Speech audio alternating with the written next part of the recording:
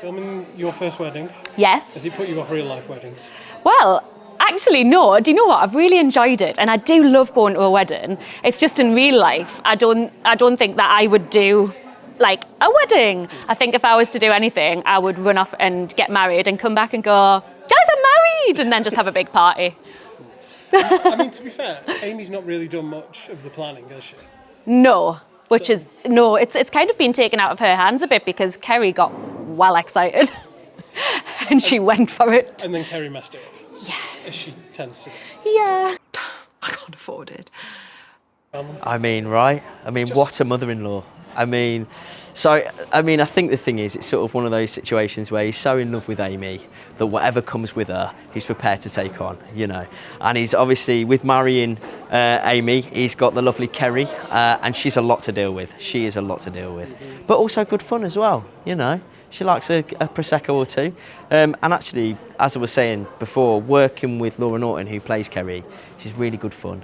And she's very, very funny actress, and she's really talented. And actually, just being with her, I've learned a lot as well. So it's great. It's really enjoyable.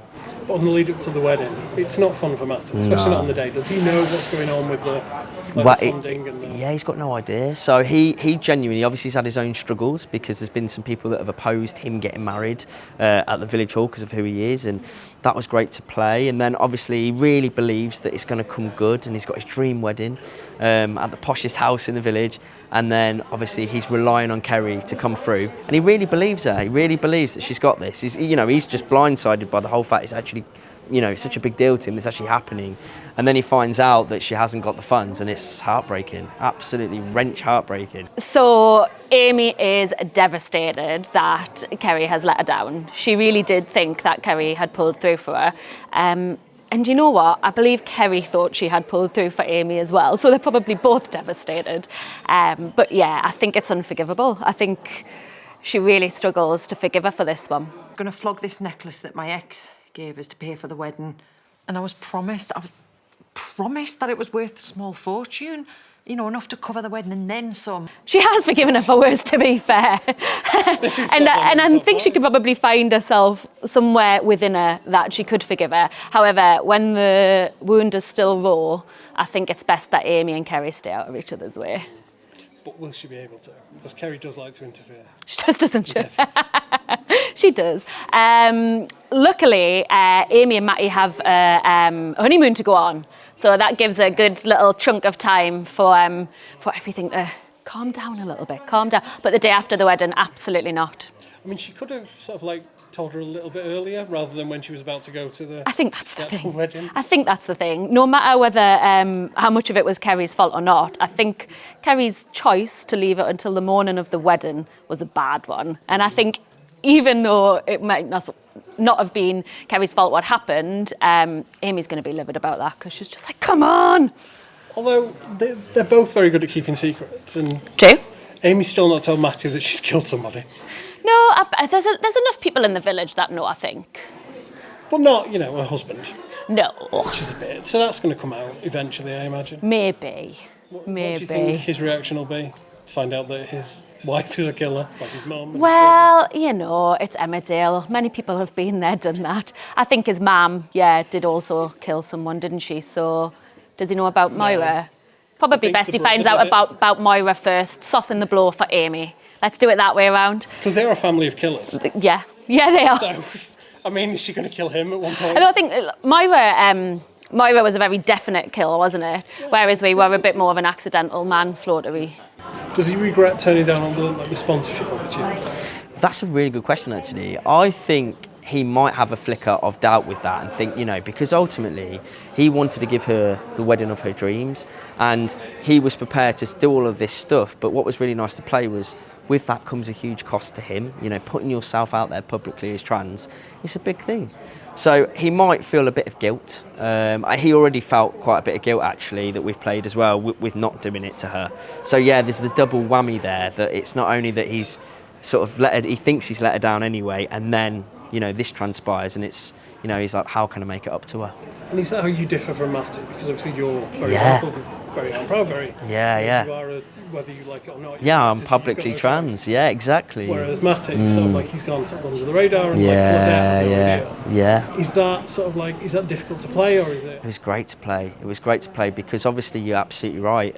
I am an actor first, always have been, and also happen to be trans in my life. And you know, by choosing to do this role, I knew it would change everything. Like I would be putting myself out there, and I wasn't sure what was going to happen really, but Matty isn't exposed to the sort of stuff that Ash is, you know. So to play that and have that insight of knowing actually, if I put myself out there, this might happen, and I don't want that to happen, and that was really a great way of recycling perhaps some of the stuff that's happened to me into that. And it was really, I mean, it was so close to reality. It was, you know, the closest I've got, but it was really great to use that within his thought process. And did you have input with the writers? Like, did you discuss it with them? I did actually, and particularly with the vowels as well. We had an amazing writer called Adam Sales who wrote the most beautiful vowels, and I was able to add a bit of insight into like actually just what is the weight of this, like why does it mean so much that he's getting married? You know, as a trans man, you know, he thought he'd never find love, no one would ever love him, and to be able to find someone that accepts him, not only accepts him but wants to spend their life with him, was amazing to play. No, it's progressive on account of the fact that Matty's trans. Sorry? Yeah, I'm transgender, so let's try and help with the representation and then try and offer something that's real and, you know, hopefully a small piece in the puzzle to sort of help in that. But there is a lot of negativity out there, and actually what's really cool, what we've shown is it's not always transphobia, it's just misunderstanding. And that's why it's been really cool to show that story of Claudette. You know, she didn't intend to upset him or get it wrong, and we're all learning, aren't we, all the time? And even I am, you know, all the time. And I think, you know, it's been difficult to sometimes face things that aren't just that, you know. But that's why it's important to tell this story, and it actually fuels me to keep going. And you know, how I cope with it is I make light of it. You know, I make jokes of it and have a sense of humour with it all. Otherwise, it does get serious and it does get hard. But this is what the role that I wanted to do, and I knew it was going to be a bit of a challenging part. You know, I knew it was going to come with a cost, and luckily I'm surrounded by some really good people. Got a lovely girlfriend, lovely family, and they sort of give me everything I need to keep going, basically. Oh, Amy, no, I can't see you. It's bad luck, babe. Have you heard? The wedding's off. My mum can't pay for it. Happy now, are you? I would love to meet Amy's dad, you know. I think it would be amazing to meet Amy's dad, because if any man that I've known Kerry to be with is a character, and she's already got Kerry to deal with, if there was another person that came in that was a character like Kerry, like her dad, I think that would just be incredible TV. Do you think there's ever going to be like a moment where they just sit down and they just sort of have a happy moment? Because those two, they're just chaos. They are chaos, aren't they? And then there's just... I love it. It's just a running disaster for them. I love it. I love it. Chaos is great to watch. It's great for us to play. Do you prefer the chaotic drama rather than just the happy? Well, I like a bit of both, but happy for too long doesn't make for the most exciting stories, does it? It's lovely to have bursts of happy, but when the chaos comes in, that's where the fun begins, I think. With that in mind, who's going to have the first affair? Matty Oh, well, I hope it's Amy. But Wow. because then I'd get to do the affair side and not the upset side.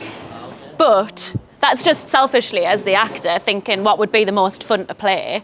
However, I don't know, Matty.